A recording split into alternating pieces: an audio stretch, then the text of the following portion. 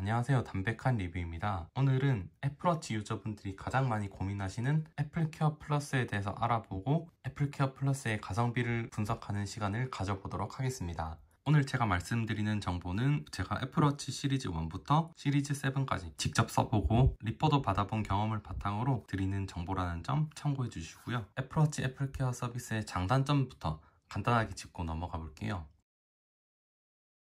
애플케어 플러스의 가장 큰 의의는 저는 보증기간 연장이라고 생각을 해요. 많은 분들이 간과하는 혜택이기도 한데요. 애플케어 플러스 서비스는 애플케어에 바탕을 두고 있는 만큼 이 보증기간 연장이라는 혜택이 메인 혜택이에요. 특히 애플워치 같은 경우에는 배터리 효율이나 AOD 기능 때문에 2-3년 차에 문제가 발생할 확률이 좀 높은 제품이거든요. 기본적으로 제공되는 1년 무상 보증기간, 또 에르메스 제품은 2년. 이 기간 안에는 다른 기기들에 비해서 문제가 발생할 확률이 낮은 편이에요. 1년 차를 넘어가게 되면 배터리 효율도 많이 떨어지고 AOD 때문에 미세하게 이제 번인이 발생하기 시작하는 시점이거든요. 그래서 애플케어 플러스를 고민하고 계시면 보증기간 연장을 가장 중심에 두고 따져보시라고 말씀을 드리고 싶습니다. 두 번째로는 가장 신제품인 상태에서 파손이 될 경우, 예를 들어서 애플워치 울트라를 깨먹어도 10만원에 새 제품으로 교환을 해준다는, 이거는 딱히 메리트가 없다고 저에겐 보여져요. 차라리 자기 부담금으로 시리즈 7이나 8 중고 제품을 사는데 보태는 게 더 나을 수도 있다는 거죠. 그리고 두 번째로 당연한 말이겠지만 사용하시는 분이 아껴서 사용하는 그런 스타일이라면 손해일 수밖에 없는 그런 구조입니다.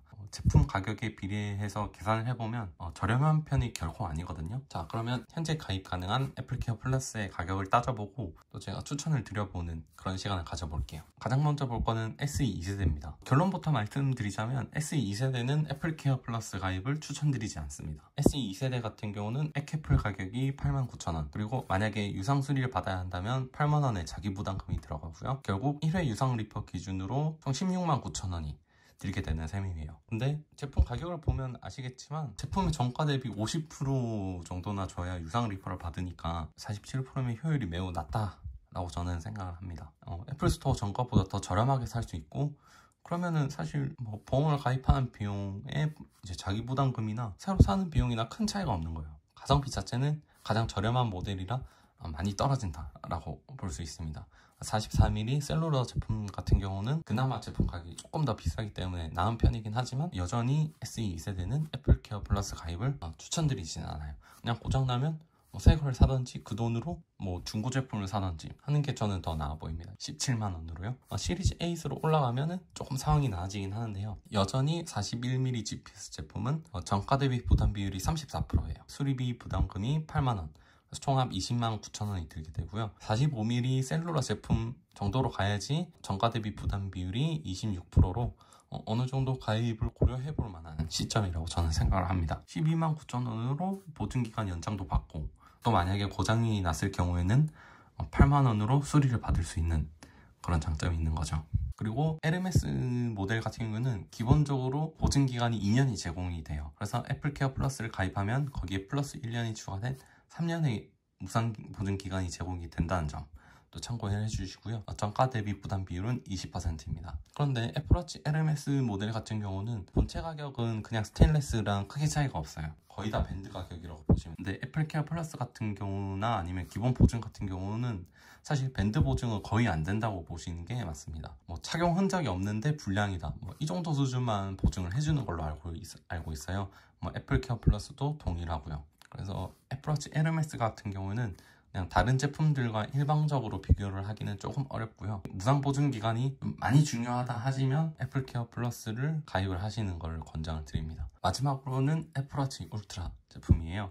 플랜 가격이 159,000원에 수리비가 10만원으로 들어가서 정가 대비 부담 비율은 22%. 그래서 울트라 같은 경우도 가성비는 꽤 괜찮다고 볼 수 있어요. 또 10만원만 내면 언제든지 새 제품으로 교환을 받을 수 있으니까 가입을 어느 정도 고려를 해볼 만하다고 생각을 합니다. 그럼 애플워치 모든 모델 한번 정리를 해볼게요. 기본적으로 SE 2세대 모델은 어떤 제품이든 애플케어 플러스는 추천드리지 않습니다. 시리즈 8 알루미늄 제품의 경우에는 45mm 셀룰러 정도라면은 한번 고민을 해보시고요.